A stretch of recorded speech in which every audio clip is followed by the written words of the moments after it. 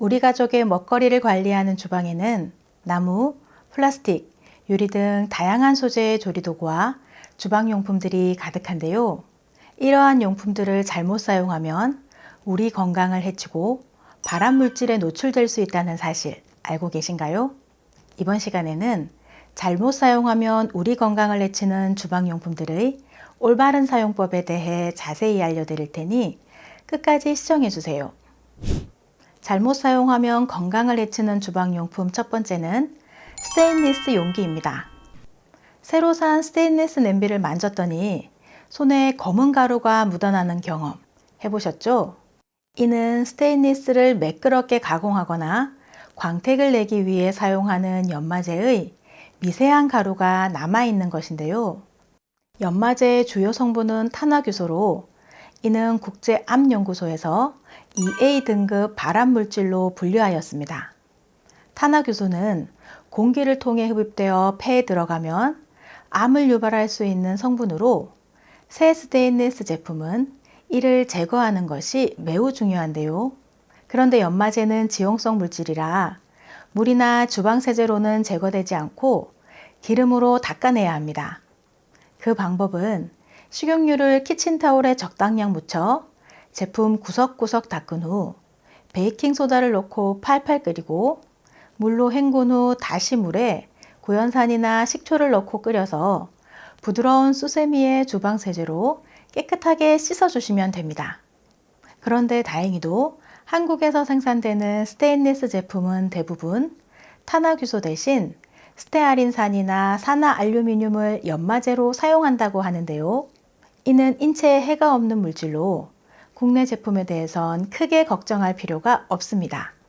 하지만 외국에서 수입된 제품은 연마제의 성분이 확실히 명시되지 않으므로 추가적인 세척 과정을 통해 안전하게 제거하는 것이 좋습니다. 잘못 사용하면 건강을 해치는 주방용품 두 번째는 플라스틱 반찬통입니다. 우리 부모님들, 지금 냉장고 안의 반찬통으로 어떤 것들을 사용하세요? 유리와 스테인리스 등 여러 가지가 있겠지만 플라스틱 제품도 많이 사용하실 텐데요. 그런데 이 제품들에서 발암물질이 생성될 수 있다는 사실을 알고 계신가요? 배달 음식이나 간편식 용기 같은 일회용부터 냉장고 속 반찬통까지 플라스틱은 우리 일상 속 곳곳에 자리 잡고 있는데요. 플라스틱을 용도에 맞지 않게 사용할 경우 플라스틱 속 환경 호르몬이 노출되어 우리 인체에 악영향을 끼칠 수 있습니다. 그래서 용기 바닥면에 표기된 숫자와 영어 기호를 확인하고 재질에 따라 사용 용도를 달리하셔야 합니다. 반찬통 고르실 때는 그중 2와 5를 꼭 기억하세요. 이는 고밀도 폴리에틸렌이란 성분으로 주로 식품 포장 용기에 사용되며 내열 온도가 높아서 전자레인지 사용이 가능하고 인체에 무해하여 물병, 세제통, 어린이 장난감 등에 사용됩니다. 그리고 5는 폴리프로필렌으로 가볍고 내구성이 강하며 끓는 물이나 전자레인지에서도 사용이 가능하여 조리도구나 컵, 밀폐용기 등에 사용되고 환경 호르몬이 배출되지 않아 의료 장비에도 사용될 만큼 안정성이 우수합니다. 그러니 플라스틱 통을 구매하실 때는 하단의 표기 꼭 확인하시고 용도에 맞는 제품으로 선택하셔야 하며 플라스틱이 내구성은 뛰어나지만 영구적으로 사용하는 제품은 아니니 대체로 1년에서 3년 정도 사용 후에는 교체하시는 것이 좋습니다. 잘못 사용하면 건강을 해치는 주방용품 세 번째는 알루미늄 용기입니다. 알루미늄 냄비나 식기류는 가볍고 열 전도율이 높아 빠르게 음식을 끓일 수 있고 녹슬지 않아서 관리가 쉽다는 장점이 있지만 일부 식품을 장시간 보관하거나 조리할 때는 주의가 필요한데요. 바로 간장, 양배추, 토마토와 같이 산도나 염분이 높은 식품을 보관하면 알루미늄이 용출되어 우리 건강에 해로울 수 있기 때문입니다. 알루미늄이 몸속에 축적되면 중금속 중독을 일으킬 수 있는데요. 이때 구토, 설사, 메스꺼움과 같은 증상이 나타날 수 있으며 특히 뇌에 축적될 경우 신경세포를 손상시키고 치매나 뇌질환을 유발할 수 있고, 신장질환이나 당뇨병이 있는 사람은 알루미늄이 체내에서 잘 배출되지 않아 더욱 위험할 수 있습니다. 그리고 알루미늄 용기는 세척할 때도 주의가 필요한데요. 표면의 산화 알루미늄 피박이 벗겨지지 않도록 금속 수세미 대신 부드러운 수세미나 천을 사용하는 것이 좋으며, 새로 구입한 알루미늄 용기는 물을 넣고 한번 끓여서 사용하면 피막이 강화되어 더 오래 사용할 수 있습니다. 그리고 오래되어 색이 변한 알루미늄 용기나 흠집이 많은 식기는 음식물 찌꺼기가 끼어 미생물이 번식하거나 쉽게 음식이 타게 되므로 새 것으로 꼭 교체하시기 바랍니다. 아직 구독하지 않으신 분들이 계신다면 구독과 좋아요 꼭 눌러주세요. 매주 알찬 건강 정보로 찾아뵙겠습니다. 잘못 사용하면 건강을 해치는 주방용품 네 번째는 프라이팬입니다. 프라이팬을 오래 사용하다 보면 자연히 코팅이 벗겨지는데요. 음식 맛에 영향을 주지 않으니 그냥 쓰지만 뭔가 모르게 찝찝한 마음이 들긴 하시죠. 한 검사에서 코팅이 벗겨진 프라이팬을 사용해도 중금속은 검출되지 않았지만, 바닥 재질이 드러날 만큼 코팅이 벗겨진 프라이팬에서는 알루미늄이 검출되었다고 합니다. 알루미늄이 장기간 노출되어 우리 몸에 쌓이게 되면 뼈의 칼슘 흡수를 방해하여 골다공증을 유발할 수 있으며, 일부 연구에서는 알루미늄이 특정 유형의 암 발병 위험을 증가시킬 수 있다고 합니다.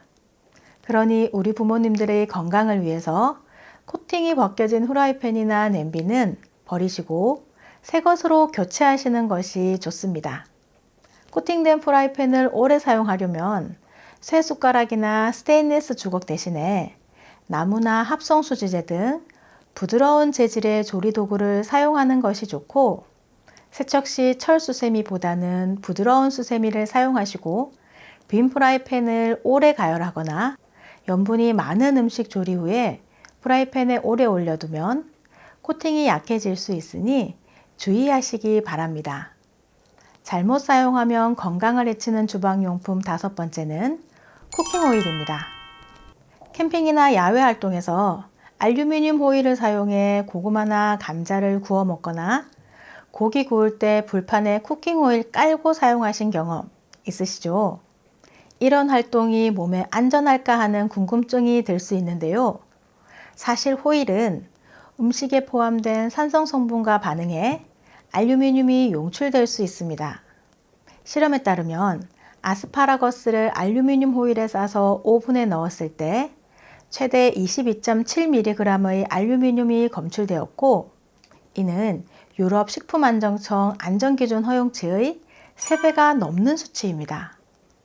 알루미늄이 음식을 통해 체내에 흡수되면 대부분은 소변을 통해 배출되지만 완전히 배출되지 않고 극소량은 남아 점차 체내에 축적되는데요. 이 과정에서 알루미늄은 신경계에 영향을 미칠 수 있으며 파킨슨병이나 알츠하이머와 같은 신경질환을 유발할 수 있다는 연구 결과도 있습니다. 그러니 알루미늄 호일을 사용한 조리법은 가급적 피하는 것이 좋습니다. 잘못 사용하면 건강을 해치는 주방용품 여섯 번째는 비닐랩입니다. 주방에서 전자레인지 사용하실 때 비닐랩 자주 사용하시죠? 그런데 비닐랩이 우리 건강에 치명적일 수 있습니다. 비닐랩은 대개 폴리에틸렌과 폴리염화 비닐 두 가지 소재로 나뉩니다.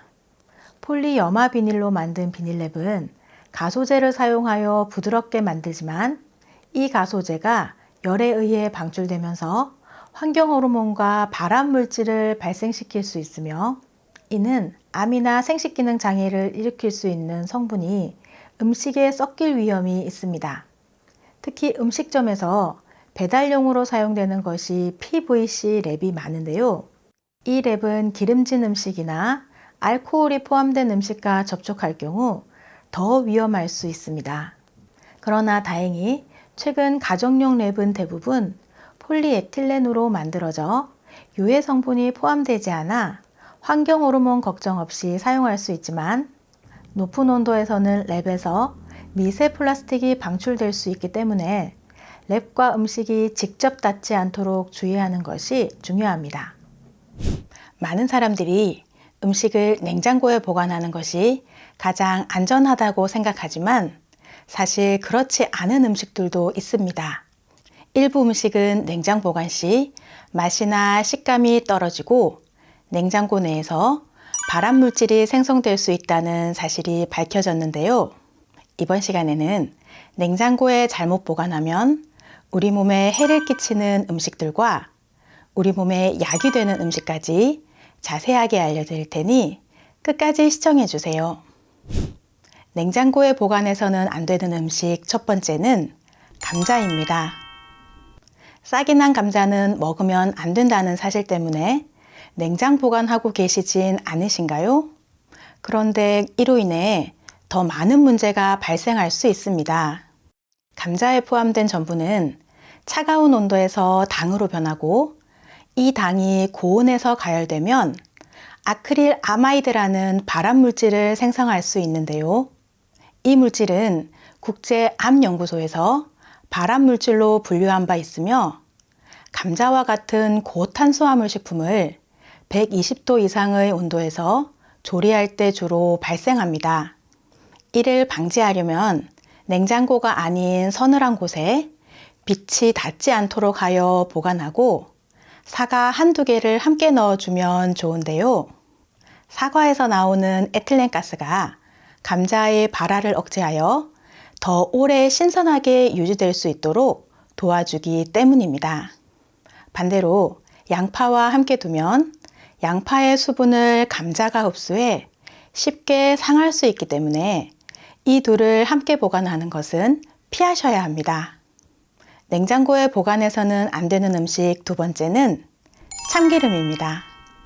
식물성 기름은 불포화 지방산이 풍부해 건강에 좋지만 보관 방법에 따라 쉽게 변질될 수 있습니다. 특히 참기름과 들기름은 보관에 조금만 신경을 써도 맛과 향이 오래 유지될 수 있는데요. 참기름은 볶은 참깨에서 짜낸 기름으로 리그난이라는 성분이 산패를 막아주어 햇빛이 들지 않는 곳에 실온 보관하면 최대 2년까지 보관이 가능합니다. 그러나 냉장 보관을 하게 되면 침전물이 생기면서 기름이 굳고 고소한 맛과 향이 떨어지므로 냉장 보관하시는 것은 피하시기 바랍니다. 반면 들기름은 산패를 막아주는 성분이 부족하고 오메가3 지방산이 많아 빛과 열에 매우 민감하여 반드시 냉장 보관을 해야 하고 병을 신문지나 천으로 감싸 빛을 차단해주면 더욱 좋습니다. 그리고 개봉 후에는 1개월 이내에 드시는 것이 좋은데요. 참기름과 들기름을 2대 8의 비율로 섞어 리그난 성분이 더하면 영양소도 더욱 풍부해지고 보관 기간도 2배로 늘어나니 꼭 활용해 보시기 바랍니다. 냉장고에 보관해서는 안 되는 음식 세 번째는 생닭입니다. 생닭을 구매해 요리할 때 가장 신경 써야 할 점은 바로 캠필로박터라는 식중독균입니다. 이 균은 주로 동물의 위장에서 서식하며 감염되면 발열, 두통, 복통, 설사 등의 증상을 일으키며 주로 생닭을 제대로 익히지 않거나 생으로 섭취할 때 감염되는데요. 문제는 요리 과정에서 생길 수 있는 교차 오염입니다. 생닭을 씻을 때 물이 튀면서 다른 식재료나 주방기구를 오염시킬 수 있고 냉장고에 보관할 때도 가열하지 않고 먹는 과일이나 채소와 다 오염이 일어날 수 있기 때문에 생닭은 반드시 밀폐하여 냉장고 맨 아래 칸에 보관하는 것이 안전합니다. 캠필로박터균은 아주 작은 양에도 감염될 수 있으니 위생에 각별히 주의가 필요합니다. 냉장고에 보관해서는 안 되는 음식 네 번째는 마늘입니다. 우리 어머님들 마늘 보관 어떻게 하세요? 조금만 방심하면 썩고 물러지고 그렇다고 다 갈아서 얼려버릴 수도 없고 참 어려운데요. 마늘을 냉장고에 보관할 경우 습기를 흡수해 곰팡이가 피고 싹이 나기 쉽습니다. 게다가 마늘에 생긴 곰팡이는 아플라톡신과 사포롤이라는 발암물질을 생성할 수 있어 건강에 치명적인 위험을 초래하는데요. 그래서 마늘을 보관할 때는 습기를 없애는 것이 가장 중요합니다.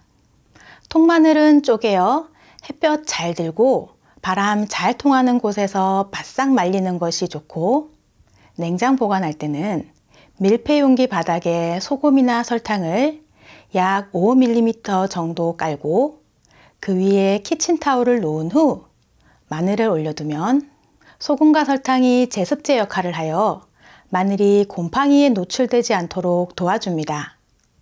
이렇게 보관하면 마늘이 상하는 것을 방지할 수 있고 냉장고에서 2-3주 동안 신선하게 유지할 수 있고, 마늘을 다져서 냉동 보관하면 오랜 기간 신선하게 보관할 수 있어 더욱 안전하고 편리하게 활용할 수 있습니다. 다음 내용 말씀드리기 전에 아직 구독하지 않은 분들이 계신다면 구독과 좋아요 꼭 눌러주세요. 매주 알찬 건강 정보로 찾아뵙겠습니다. 냉장고에 보관해서는 안 되는 음식 5번째는 토마토입니다. 토마토는 보관 방법에 따라 맛과 영양이 크게 달라집니다. 토마토는 5도 이하의 온도에서 수분이 빠져나가서 과육이 물러지고 당도가 떨어지며 껍질도 쭈글쭈글해지는데요. 이런 변화는 토마토가 숙성을 멈추기 때문으로 특히 1-2일 이상 냉장 보관을 하면 더욱 뚜렷하게 나타납니다.